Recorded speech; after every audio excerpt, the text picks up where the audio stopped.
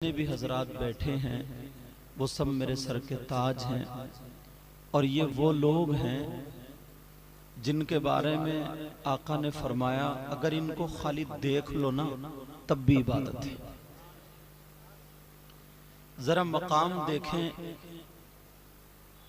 खाली देख लो तब भी इबादत है। फरमाते हैं खम्सुम मिनल इबादत क़िल्लतुत ताआम वल क़ुऊदु फिल मस्जिद वन नज़्रु इलल काबा वन नज़्रु इलल मुसहफ़ वन नज़्रु इलल आलिम। पांच चीजें जो इबादत में से गिनाई है ना, पांच चीजें इबादत में से, उसमें से नंबर 1 कम खाना, नंबर 2 मस्जिद में बैठना, नंबर 3 काबे को देखना, नंबर 4 वन नज़्रु इलल मुसहफ़ कुरान पाक को देखना, तो वहीं नंबर 5 वन नज़्रु इलल आलिम, आलिम की तरफ दीदार करना, आलिम का दीदार करना, इनको देखना, ये भी इबादत है। ये आका फरमाते हैं अला अदुल्लुकुम अला अशरफी अहलिल जन्नह क़ालू या रसूलल्लाह सल्लल्लाहु तआला अलैहि वसल्लम बला क़ाल रसूलुल्लाह हुम उलमाउ उम्मती। आका ने फरमाया वो वक्त वो था जब सहाबा सुन रहे थे और नबी तकरीर कर रहे थे। नबी की बातें हैं, जरा तवज्जो से सुने। इतना प्यारा वक्त था, इतने खूबसूरत अंदाज में सुन रहे थे। अगर हदीस की तफसीर में जाओ तो मिलेगा कि अगर एक सुई भी गिर जाए तो उसके खनकने की आवाज आ जाए। इतना सन्नाटा छाया हुआ था, मगर प्यारे वो पक्के सच्चे गुलाम थे। और आज हम नारे तो बहुत लगा लेते हैं, गुलामी का दम भरते हैं, आका के जुलूस में चलते हैं, जा रहे जुलूस लेकर के, झंडी भी हाथ में है, सारी चीजें बिल्ले जेब पर लगे हुए हैं, अमामे पर नालैन शरीफ उसका नक्शा लगा हुआ, अल्हम्दुलिल्लाह, इत्र खुशबू, सारी चीजें। मगर जैसे ही गली में गए, देखा छत पे औरतें खड़ी हैं, वहीं शरारत सूझने लगती है, वहीं पे ज्यादा कूदने लगते हैं। कितने नौजवानों की आवाज ही वहीं निकलती है, चीख चीख के चिल्ला चिल्ला करके नारे वहीं लगाएंगे।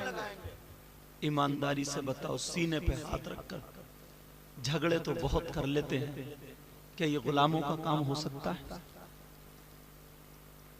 किसी गुलाम का ये नजरिया हो सकता?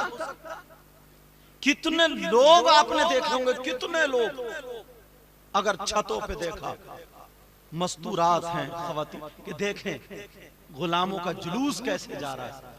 बाज जगह तो इतनी बदनज़मी होती है, इतनी बदतमीजी होती है कि जेब में टॉफी, चॉकलेट वगैरह वगैरह रख के ले जाते, फेंका फांकी शुरू करते हैं। और हमारे घरों का भी ये आलम है, ये आलम है।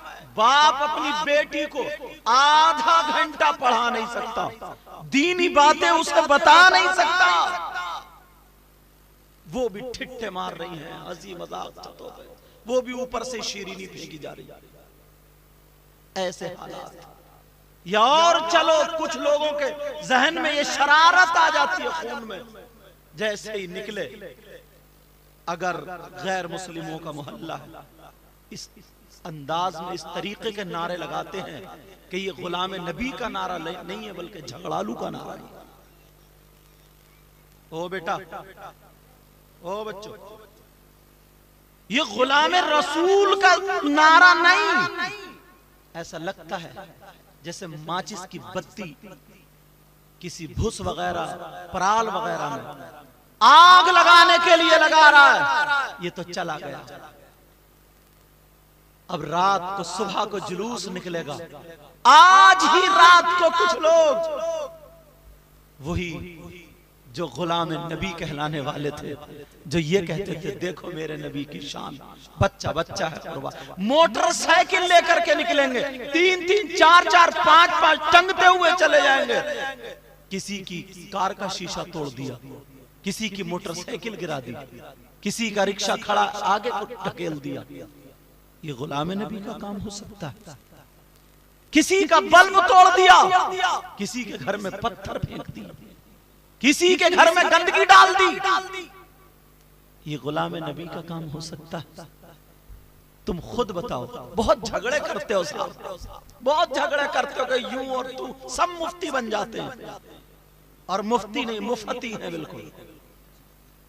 जब ये लोग पढ़ते थे, मैं मुफ्ती शरीफ अल अक़सा क़िबला का शेर कहता था, मैं मुफ्त का मुफ्ती हूं, कोई फतवा तो पूछ के देखे, हर फतवा बता दूंगा शरीयत के अलावा।